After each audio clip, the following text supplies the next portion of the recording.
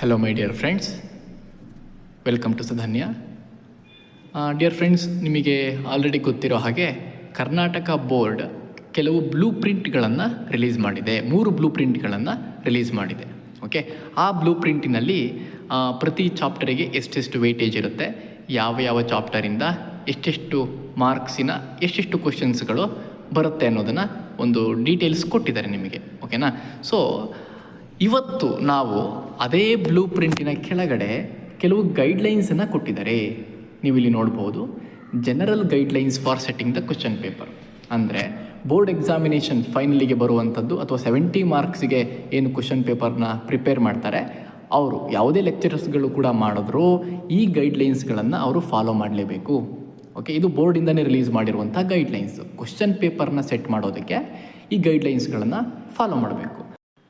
ಇಲ್ಲಿ ಕ್ವಶನ್ ಪೇಪರ್ನ ಹೇಗೆ ಪ್ರಿಪೇರ್ ಮಾಡಬೇಕು ಅನ್ನುವ ಗೈಡ್ಲೈನ್ಸನ್ನು ಕೊಟ್ಟಿರೋದ್ರಿಂದ ಸೊ ಸ್ಟೂಡೆಂಟ್ಸ್ಗಳಿಗೆ ಹೇಗೆ ಪ್ರಿಪೇರ್ ಆಗುತ್ತೆ ಅನ್ನೋ ಒಂದು ಇಮ್ಯಾಜಿನೇಷನು ಬರ್ತಾ ಹೋಗುತ್ತೆ. ಓಕೆ, ಸೊ ನೀವು ಯಾವುದೇ ಲೆಕ್ಚರರ್ಸ್ಗಳು ಕ್ವಶನ್ ಪೇಪರ್ನ ಪ್ರಿಪೇರ್ ಮಾಡಿದ್ರು ಈ ಗೈಡ್ಲೈನ್ಸ್ಗಳನ್ನು ಫಾಲೋ ಮಾಡಲೇಬೇಕಾಗತ್ತೆ. ಇದು ಬೋರ್ಡಿಂದ ರಿಲೀಸ್ ಮಾಡಿರುವಂತಹ ಗೈಡ್ಲೈನ್ಸ್. ಓಕೆ, ಈಗ ಒಂದೊಂದಾಗಿ ಗೈಡ್ಲೈನ್ಸನ್ನು ನಾವು ನೋಡ್ತಾ ಹೋಗೋಣ. ಮೊದಲನೇದು ನೋಡ್ಬೋದು ನೀವು, the questions should be simple and unambiguous. ಅಂದರೆ ಆ ಕ್ವಶನ್ಸ್ಗಳು ಏನು ಕ್ವಶನ್ ಪೇಪರ್ಗಳಲ್ಲಿ ಕ್ವಶನ್ಸ್ಗಳನ್ನು ಕೊಡ್ತಾ ಇದ್ದಾರೆ ಅದು ಸಿಂಪಲ್ ಆಗಿರಬೇಕು, ತುಂಬ ಡಿಫಿಕಲ್ಟಿ ಲೆವೆಲ್ ಜಾಸ್ತಿ ಇರಬಾರ್ದು, ಆ್ಯಂಡ್ ಸಿಂಪಲ್ ಆಗಿರಬೇಕು ಮತ್ತು ಕ್ಲಿಯರ್ ಆಗಿರಬೇಕು. ಯಾವುದೇ ಕನ್ಫ್ಯೂಷನ್ಸ್ಗಳನ್ನು ಅದು ಕ್ರಿಯೇಟ್ ಮಾಡಬಾರ್ದು. ಅನ್ಆಂಬಿಗಿಯಸ್ ಅಂತ ಹೇಳಿದ್ರೆ ಅದೇ ಕನ್ಫ್ಯೂಷನ್ಸ್ಗಳನ್ನು ಕ್ರಿಯೇಟ್ ಮಾಡಬಾರ್ದು. ಆ್ಯಂಡ್ ಎರಡನೇದು, the answers for the questions should B available in the prescribed text book. ಅಂದರೆ ಅವರು ಏನು ಕ್ವಶನ್ಸ್ಗಳನ್ನು ಕ್ವಶನ್ ಪೇಪರಲ್ಲಿ ಕೊಟ್ಟಿರ್ತಾರೆ ಅದಕ್ಕೆ ಆನ್ಸರ್ಸು ಟೆಕ್ಸ್ಟ್ ಬುಕ್ಕಲ್ಲಿ ಇರಬೇಕು. ಓಕೆ, ಯಾವುದು ಪ್ರಿಸ್ಕ್ರೈಬ್ಡ್ ಟೆಕ್ಸ್ಟ್ ಬುಕ್ ಯಾವುದು ಅಂತಂದರೆ NCERT. ಆ NCERTನಲ್ಲಿ ಆ ಕ್ವಶನ್ಸ್ಗಳಿಗೆ ಆನ್ಸರ್ ಇರಬೇಕು. ಓಕೆ, ಆ್ಯಂಡ್ ಕಂಟಿನ್ಯೂ ಮಾಡಿದ್ರೆ, and can be derived from the concepts of textbook for application reasoning analytical or HOTS questions. ಅಂದರೆ ಓಕೆ, ಅದಕ್ಕೆ ಕ್ವಶನ್ ಪೇಪರಲ್ಲಿ ಕೊಟ್ಟಿರುವಂಥ ಕ್ವಶನ್ಸಿಗೆ ಡೈರೆಕ್ಟ್ ಆನ್ಸರ್ಸ್ ಇಲ್ಲ ಅಂತ ಅಂದ್ಕೊಳ್ಳಿ. ಅಲ್ಲಿ ಏನಾಗುತ್ತೆ ನೋಡಿ, ಆ ಒಂದು NCERT ಟೆಕ್ಸ್ಟ್ ಬುಕ್ಕಲ್ಲಿ ಏನು ಕಾನ್ಸೆಪ್ಟ್ಸ್ಗಳಿದೆಯಲ್ಲ ಆ ಕಾನ್ಸೆಪ್ಟ್ ಬೇಸಿಸ್ ಮೇಲೂ ಕ್ವಶನ್ಸ್ಗಳನ್ನು ಅವರು ಫಾರ್ಮ್ ಮಾಡ್ಬೋದು. ಯಾವ್ಯಾವುದಕ್ಕೆ ನೋಡಿ, ಅನಾಲಿಟಿಕಲ್ ಅಥವಾ ರೀಸನಿಂಗ್ ಅಥವಾ ಅಪ್ಲಿಕೇಶನ್ HOT ಕ್ವಶನ್ಸ್ಗಳಿಗೆ, ಸ್ವಲ್ಪ ನೀವು ಡಿಫಿಕಲ್ಟಿ ಲೆವೆಲ್ ಜಾಸ್ತಿ ಇರುವಂಥ ಕ್ವಶನ್ಸ್ಗಳಿಗೆ, ಥಿಂಕಿಂಗ್ ಮಾಡಿ ಆನ್ಸರ್ ಮಾಡುವಂಥ ಕ್ವಶನ್ಸ್ಗಳಿಗೆ ಈ ಥರದ ಕಾನ್ಸೆಪ್ಟ್ ಬೇಸ್ಡ್ ಕ್ವಶನ್ಸ್ಗಳನ್ನು ಕೂಡ ಅವರು ಕೊಡ್ಬೋದಾಗಿದೆ. ಓಕೆ ನೋಡಿ, third guideline, in part D section 6 only questions of higher order thinking skills ಅಂದರೆ HOTS questions to be framed. ಅಂದರೆ ಟೋಟಲ್ ನಿಮ್ಮ ಕ್ವಶನ್ ಪೇಪರಲ್ಲಿ 4 ಪಾರ್ಟ್ ಇದೆ. Part A, part B, part C, part D. ಹೌದಾ? ಪಾರ್ಟ್ ಎನಲ್ಲಿ multiple choice questions ಮತ್ತು fill in the ಬ್ಲ್ಯಾಂಕ್ಸ್ಗಳನ್ನು ಕೇಳ್ತಾರೆ. ಪಾರ್ಟ್ ಬಿಯಲ್ಲಿ 2 ಮಾರ್ಕ್ಸ್ ಕ್ವಶನ್ಸ್ಗಳನ್ನು ಕೇಳ್ತಾರೆ. ಸೊ ಅಲ್ಲಿ 7 ಕ್ವಶನ್ಸ್ ಇರುತ್ತೆ, 5 ಅಟೆಂಡ್ ಮಾಡಬೇಕು. ಪಾರ್ಟ್ ಸಿನಲ್ಲಿ 3 ಮಾರ್ಕ್ಸ್ ಕ್ವಶನ್ಸ್ಗಳನ್ನು ಕೇಳ್ತಾರೆ, ಅಲ್ಲೂ ಅಷ್ಟೇ 7 ಇರುತ್ತೆ, 5 ಅಟೆಂಡ್ ಮಾಡಬೇಕು. ಇನ್ನು ಪಾರ್ಟ್ ಡಿಗೆ ಬಂದರೆ ಅಲ್ಲಿ 2 ಸೆಕ್ಷನ್ಸ್ಗಳಿದ್ದಾವೆ, ಸೆಕ್ಷನ್ 5 ಮತ್ತು ಸೆಕ್ಷನ್ 6 ಅಂತ. ಓಕೆ, ಅಲ್ಲಿ ಸೆಕ್ಷನ್ 5ಅಲ್ಲಿ 7 ಕ್ವಶನ್ಸ್ಗಳಿರುತ್ತೆ, 4 ಅಟೆಂಡ್ ಮಾಡಬೇಕು. ಆಮೇಲೆ ಸೆಕ್ಷನ್ 6ಅಲ್ಲಿ 3 ಕ್ವಶನ್ಸ್ಗಳಿರುತ್ತೆ, 1 ಅಟೆಂಡ್ ಮಾಡಬೇಕು.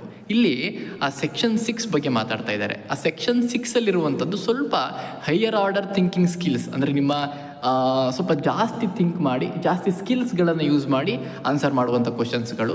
ಟೋಟಲ್ 3 ಇರುತ್ತೆ, ಆ 3ರಲ್ಲಿ 1 ನೀವು ಬರೀಬೇಕಾಗುತ್ತೆ. ಸೊ ಅದರ ಡಿಫಿಕಲ್ಟಿ ಲೆವೆಲ್, ಆ ಕ್ವಶನ್ಸ್ಗಳ ಡಿಫಿಕಲ್ಟಿ ಲೆವೆಲ್ಲು ಜಾಸ್ತಿ ಇರುತ್ತೆ. ಓಕೆ, ಸ್ವಲ್ಪ ಜಾಸ್ತಿ ವರ್ಕೌಟ್ ಮಾಡಬೇಕು ಆ ಕ್ವಶನ್ಸ್ಗಳನ್ನು ಆನ್ಸರ್ ಮಾಡಬೇಕು ಅಂದರೆ.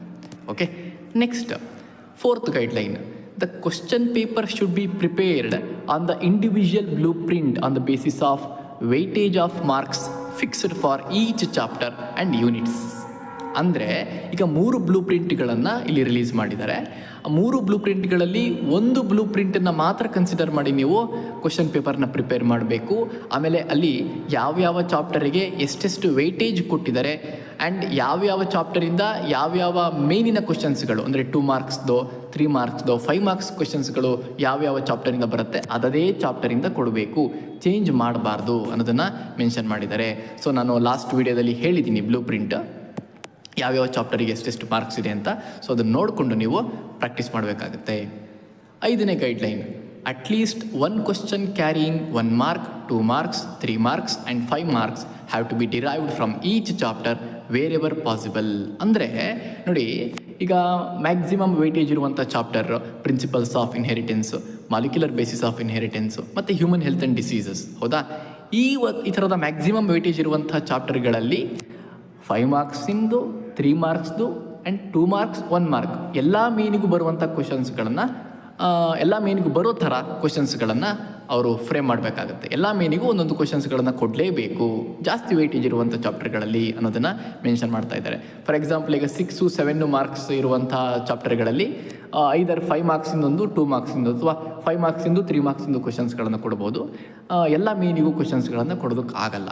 ಓಕೆ, ಹಾಗಾಗಿ ಪ್ರಿನ್ಸಿಪಲ್ಸ್ ಆಫ್ ಇನ್ಹೆರಿಟೆನ್ಸು, ಮಾಲಿಕ್ಯುಲರ್ ಬೇಸಿಸ್ಸು, ಆಮೇಲೆ ಹ್ಯೂಮನ್ ಹೆಲ್ತ್ ಆ್ಯಂಡ್ ಡಿಸೀಸಸ್, ಈ ಚಾಪ್ಟರ್ಗಳಿಂದ ಒಂದು 5 ಮಾರ್ಕ್ ಕ್ವಶನ್ ಇರುತ್ತೆ, ಒಂದು 3 ಮಾರ್ಕ್, 2 ಮಾರ್ಕ್, 1 ಮಾರ್ಕ್, 4 ಮೇನಿಗೂ ಒಂದೊಂದು ಕ್ವಶನ್ಸ್ಗಳನ್ನು ಅವ್ರು ಕೊಡಲೇಬೇಕಾಗತ್ತೆ.